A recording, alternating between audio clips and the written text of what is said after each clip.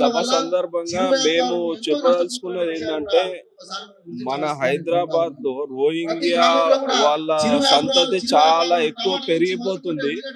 So రాబోయే కాలంలో హిందువులు దీని వల్ల చాలా ఇబ్బంది పడే పరిస్థితులు ఏర్పడతాయి. ఇది కేవలం హిందువులకు సంబంధించో లేకపోతే ఇంకేదో కాదు.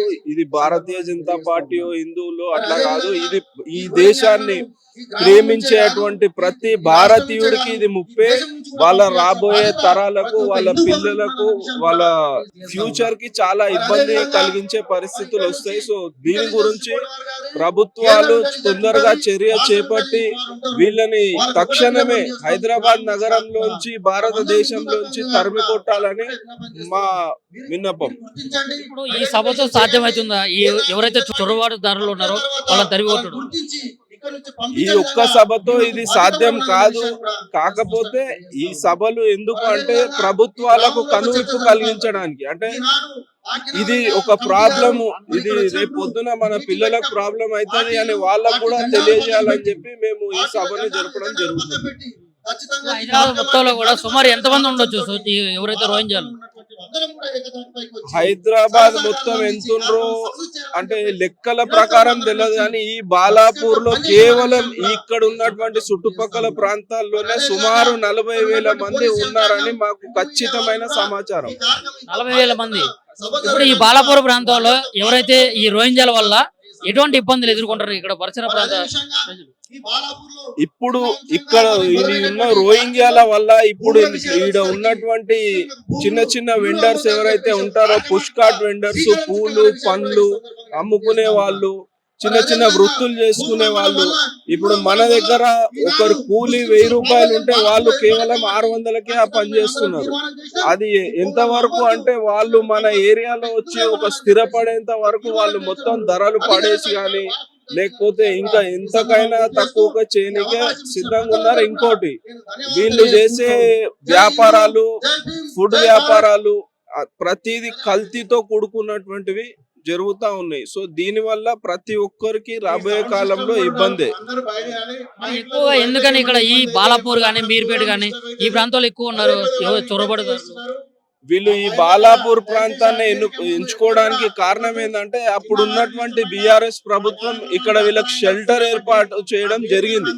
ఈ షెల్టర్ అనేది మన భారత ప్రభుత్వం ఎప్పుడూ అంగీకరించలేదు. ఇంటర్నేషనల్ స్టాండర్డ్స్ ప్రకారం మన భారతదేశం ఎక్కడా దీనికి ఒప్పుకోలేదు. కానీ మన బీఆర్ఎస్ ప్రభుత్వం దీనికి వీళ్ళకు ఒక షెల్టర్ ప్రొవైడ్ చేసి ఇక్కడ ఉన్నటువంటి అప్పుడున్నటువంటి హోం మంత్రి గారు స్వయంగా వచ్చి దీన్ని రిబ్బన్ కట్ చేసి ఇలా కాలనీని ఓపెన్ చేయడం జరిగింది. దీని పేరు రాయల్ కాలనీ. ఇప్పుడు ఆడ పరిస్థితి ఎట్లా ఉందంటే ఎవరు కనీసం పోలీసు వాళ్ళు కూడా లోపలికి పోలేనటువంటి పరిస్థితి అక్కడ ఉంది.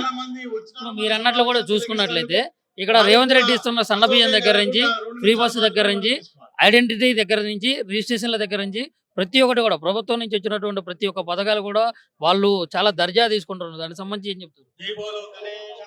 ఇప్పుడు మన ఇక్కడ ఉన్నటువంటి స్థానికులు కానీ, హిందువులే కాదు భారతీయులు ఎవరైనా ప్రభుత్వ పథకాలు పొందాలంటే చాలా ఇబ్బందికరమైన పరిస్థితి. అంటే వాళ్ళ అప్లికేషన్లు ఇచ్చి లైన్ లో నిలబడి ఎన్నో రోజులు దానికోసం ఇబ్బంది పడాలి. కానీ వీళ్ళకు కొందరు ఈ ఎంఐఎం పార్టీకి సంబంధించిన నాయకులు వాళ్ళే దగ్గర ఉండి రేషన్ కార్డులు చేయించడం, వాళ్ళకి ఆధార్ కార్డులు, ఓటర్ కార్డులు కేవలం ఎలక్షన్ కోసము, వాళ్ళ రాజకీయాలు నడిపించుకోవడం కోసం వాళ్ళకు ఉన్న గవర్నమెంట్ పథకాలన్నీ వాళ్ళు తెచ్చి వాళ్ళ ఒళ్ళో వేస్తున్నారు. ఇది మన సామాన్య ప్రజలకు అది తీసుకోవాలంటే చాలా ఇబ్బంది. కానీ వాళ్ళకు ప్రతి ఫెసిలిటీస్, గవర్నమెంట్ హాస్పిటల్ గానీ, వాళ్ళకు రేషన్ గానీ ప్రతిదీ వాళ్ళకు దగ్గరకు వచ్చి ప్రొవైడ్ చేసే పరిస్థితులు ఇక్కడ కల్పిస్తా ఉన్నారు. ఫైనల్ గా మేము చెప్పేది ఒకటే అండి, మన దేశంలో మన వాళ్ళే ఉండాలా, వీళ్ళు అవసరం లేదు. వీళ్ళు ఎప్పటికైనా పరాయుడే, మనోడు మనోడే. నువ్వు ఎంత తినిపించినా, ఎంత తాగిపించినా, ఎంత చూసుకున్నా వానికి మన దేశం మీద ప్రేమ ఎప్పటికీ కలగదు. ఇది మనకు కాదు, మన తరతరాలకు వీళ్ళు ముప్పు. కాబట్టి వీళ్ళని వెంటనే తరిమి కొట్టాలని మా విన్నపం. రాజకీయాలకు అతీతంగా అని చెప్తా ఉన్నారు. మరి మీరు ఎట్లొచ్చారు? అంటే ఒక రాజకీయ పార్టీ తరపున వచ్చారా లేకుండా ఒక హిందూగా మాత్రం వచ్చారు. నేను ఏ రాజకీయ పార్టీకి తరఫున రాలేదు, నేను ఒక హిందూగా రాలేదు, నేను ఒక భారతీయునిగా వచ్చిన, నేను నా దేశం మీద ఎక్కువ ప్రేమ ఉన్నటువంటి హిందువుగా కూడా వచ్చిన. సో ఇది ఓన్లీ హిందువులకే కాదు, ప్రతి క్రిస్టియన్ గానీ ఈ దేశాన్ని ప్రేమించే ముస్లిం కి కూడా ఇది చాలా ఇంపార్టెంట్ అయినటువంటి విషయం.